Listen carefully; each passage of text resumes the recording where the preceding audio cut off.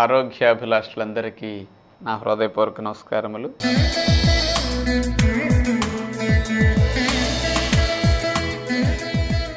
ఈరోజు మనం రోజు ఆకుకూరలు తింటే ఏమి లాభాలు వస్తాయో తెలుసుకోబోతున్నాం. ప్రతిరోజు మనం 2 సార్లు అన్నం వండుకుని 2 సార్లుగా కూరలు వండుకొని తింటూ ఉంటాం, మధ్యాహ్నము సాయంకాలం. ఇది ఎక్కువ మంది చేసే పని. కొద్దిమంది 3 పూట్ల అన్నం తింటారు. ఇలా 3 పూట్ల అన్నం తినేవారు కొంచెం కూర ఎక్కువ అన్నంతో తినేస్తూ ఉంటారు. మనకి ఈ అన్నము పంపించటానికి కూర ఉపయోగించుకుంటూ ఉన్నాం. ప్రధానమైన శక్తినిచ్చే ఆహారం మనిషికి అన్నము. ఆ అన్నం ఒట్టిగా లోపలికి వెళ్ళదు కాబట్టి దాన్ని లోపలికి పంపించాలంటే ఒక సాధనం కావాలి, అదే కూర. అందుకని రకరకాలుగా ఈ ఆహారాల్ని మనం తినటం కోసము రకరకాలుగా కూరలు వండుకుంటూ ఉంటాం అన్నమాట. అందుకని కూరగాయలు వండుకుంటూ ఉంటాం, దుంపకూరలు వండుకుంటూ ఉంటాం, ఆకుకూరలు వండుకుంటూ ఉంటాం. కానీ ఎక్కువగా మీరు కూరగాయలు వండుతుంటారు 2 పూట్ల, దుంపకూరలో వండుతూ ఉంటారు. ఈ రెండిటికి ఎక్కువగా కూరగాయలకు మొదటి స్థానం, దుంపకూరలకు 2వ స్థానం, ఆకుకూరలకి 3వ స్థానం ఇచ్చి వండుకుంటూ ఉంటారు. ఎప్పుడన్నా 4 రోజులకు ఒకసారి, వారంలో 1-2 సార్లను ఇలా వండుతూ ఉంటారు. ఎందుకు ఆకుకూరల వాడకం తగ్గుతుంది అంటే, అవి కొని తెచ్చుకున్న తర్వాత కూరగాయలు నిలవ ఉన్నట్టు ఆకుకూరలు నిలవ ఉండవు. ఈరోజు తెచ్చుకుంటే రేపటికి వాడిపోతాయి. అందుకని తెచ్చుకున్న రోజున వండుకుంటారు, మళ్ళీ మార్కెట్కో సంతకో 4-5 రోజులకి వెళ్ళినప్పుడు తెచ్చుకుంటారు. ఆ తెచ్చుకున్న నెక్స్ట్ డేను ఆ రోజు వండుకుంటారు. అందుచేత అవి నిలవ ఉండటం లేదు కాబట్టి ఆకుకూరల వాడకం తగ్గటానికి ఒక కారణం. మరొక కారణం చూస్తే, ఆకుకూరలు కూరగాయలంత టేస్ట్ అనిపించవు సహజంగా. ఎందుకు అంటే, కూరగాయలు వండుకున్నప్పుడు, దుంపకూరలు వండుకున్నప్పుడు అందులో ఉప్పు, నూనెలు, మసాలాలు వేసి ముక్కలు తగులుతూ ఉంటే నోటికి కమ్మగా ఉంటాయి. మరి ఆకుకూర మసాలా వేసి వండితే ఏం బాగుంటుందండి? బాగా ఉప్పు నూనెలు వేసి వండితే ఆకుకూరలు బాగోవు. అందుకని వాటంత రుచి వీటికి రావటం లేదు కాబట్టి ఇంకొక కారణం తగ్గించి వండటానికి. మరొక కారణం చూస్తే, ఆకుకూరలు బాగు చేసుకోవాలి, పురుగులు ఉంటాయి, ఏరుకోవాలి, గిల్లుకోవాలి, చాలా శ్రమ. అందుకని స్త్రీలు దీనికి బద్దకించి కూడా టైం లేదని పక్కన పడేస్తూ ఉంటారు. ఇన్ని కారణాలు ఆకుకూరలు కొంచెం దూరం చేయటానికి. కానీ ఇప్పుడు చెప్పబోయే వాస్తవం వింటే మీరేం చేయాలో తెలుసా? కూరగాయలకి మొదటి స్థానం, దుంపకూరలకు 2వ స్థానం ఇచ్చి ఎక్కువగా వండుకుంటూ 3వ స్థానం ఆకుకూరలకి ఇచ్చి అప్పుడప్పుడు వండుతున్నారు కదా. ఆకుకూరలకు మొదటి స్థానం ఇవ్వాలి, 2వ స్థానం కూరగాయలకి ఇవ్వాలి, 3వ స్థానం దుంపకూరలకు ఇవ్వాలి. ఇది మనకు కావలసిన అవగాహన. ఏ స్త్రీలకి ఈ అవగాహన ఉండదు ఇట్లాంటి విషయాల్లో. ఎందుకు ఆకుకూరలే తినాలి అంటే, మన శరీరానికి ఆకుల్లో ముఖ్యంగా ఈ క్లోరోఫిల్ అనేది చాలా ఎక్కువ ఉంటుందన్నమాట. ఈ క్లోరోఫిల్ అనేది మన హెమోగ్లోబిన్ స్ట్రక్చర్కి చాలా దగ్గరగా ఉంటుంది. అందుకని ఆకుకూరలు తిన్నప్పుడు ఈ క్లోరోఫిల్ కంటెంట్ ఎక్కువ ఉంటుంది కాబట్టి దీని ద్వారా బ్లడ్ ఫార్మేషన్ చాలా ఈజీగా ఉంటుందన్నమాట. అందుకని మీరు కూరగాయలు రోజు తినండి, బ్లడ్ తగ్గిపోయే అవకాశాలు ఉంటాయి. బ్లడ్ లాస్ అవుతూ ఉంటుంది రోజు కొంత, అది తిరిగి పుట్టే అవకాశం తగ్గిపోతుంది. కానీ ఆకుకూరలు రోజు తింటే బ్లడ్ బాగా తయారవుతుందన్నమాట. అందుకని రెగ్యులర్గా ఆకుకూర తినేవారికి, లేడీస్ ముఖ్యంగా బ్లీడింగ్ ప్రాబ్లమ్స్ ద్వారా లాస్ అయిన బ్లడ్ తిరిగి రిప్లేస్ అయిపోతుంది. అందుకని బ్లడ్ రికవరీకి నెంబర్ 1 సోర్స్ ఆకుకూరలేనమాట. ఆకుకూరల్లో లవణాలు చాలా ఎక్కువ ఉంటాయి. 2వ లాభం అంటే ఆకుకూరల్లో ఐరన్ ఎక్కువ. అందుకని బ్లడ్ ఫార్మేషన్కి నెంబర్ 1 డైట్. ఇక 2వ లాభం, ఆకుకూరల్లో లవణాలు, సోడియం, పొటాషియం, మరి జింక్ కానీ, క్లోరైడ్స్ కానీ, మరి ఇట్లాంటివి అనేక లవణాలు మనకు తెలుసు కదా. సాల్ట్స్, మినరల్ సాల్ట్స్ అంటాం. ఇవన్నీ కూరగాయల్లో పావలా వంతుంటే, దుంపల్లో 15 పైసలు వంతుంటే, ఆకుకూరల్లో 90% ఎక్కువ ఉంటాయి అన్నమాట.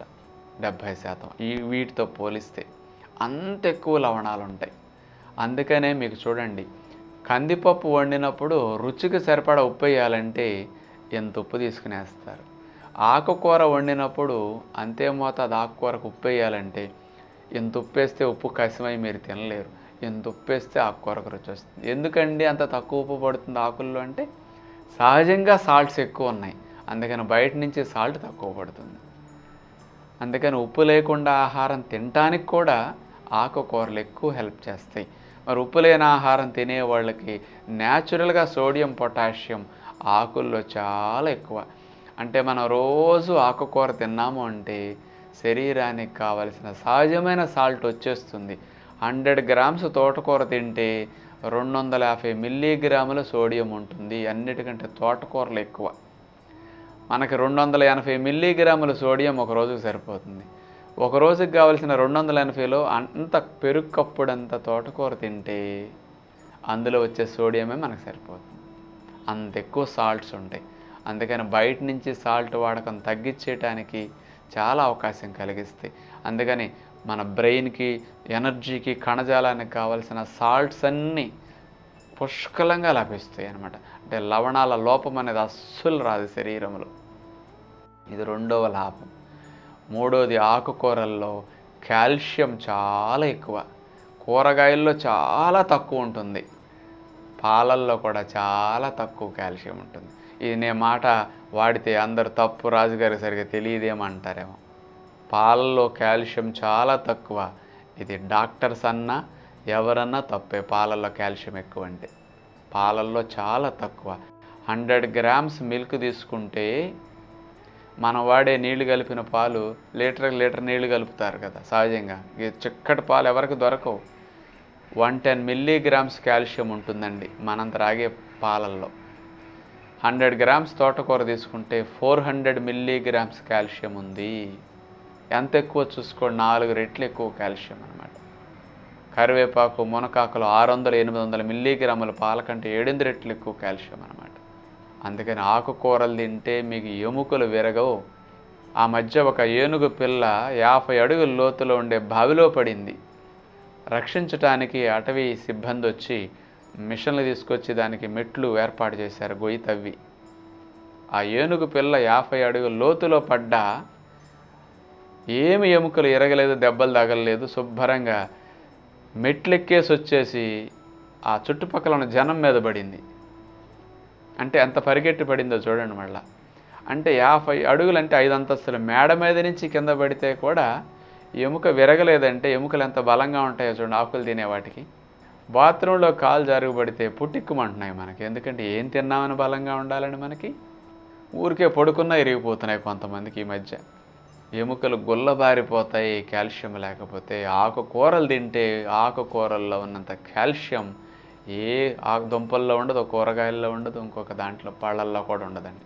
వీటన్నిటిలో తక్కువ కాల్షియం, ఆకుల్లో నెంబర్ 1 కాల్షియం. అందుకని ఇది బాగా తినండి.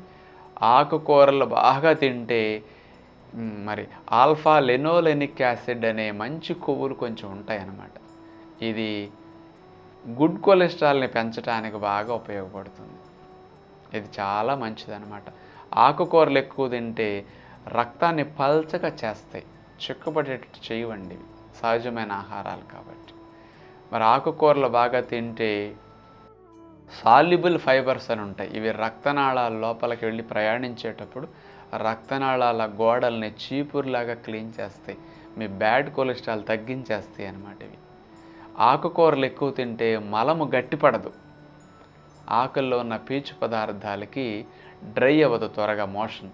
పల్చగా లూజుగా మోషన్ వచ్చే అవకాశాలు ఆకుకూరలకు ఎక్కువ ఉంటాయి అన్నమాట. అందుకని ఇట్లాంటి ఆకుకూరలను ప్రతినిత్యం వండుకోవాలి. ఇంకొక లాభం ఉంది. కూరగాయలు రేట్ ఎక్కువ, దుంపకూరలో రేట్ ఎక్కువ, ఆకుకూరలే రేటు తక్కువ. ఇది అందరికీ తెలుసు. ఇప్పుడు 25 ఏళ్ల నాడు 30 ఏళ్ల నాడు ఆకుకూర తీసుకుంటే దానికి ఏదన్నా 2 రెట్లు 3 రెట్లు రేటు పెరిగి ఉంటుందేమో అంతే. కానీ మన జీతాలు 50 రెట్లు 100 రెట్లు పెరిగాయి. ఇతర సరుకులన్నీ 50 రెట్లు 100 రెట్లు పెరిగాయి. ఆకుకూరలు అంత తక్కువ.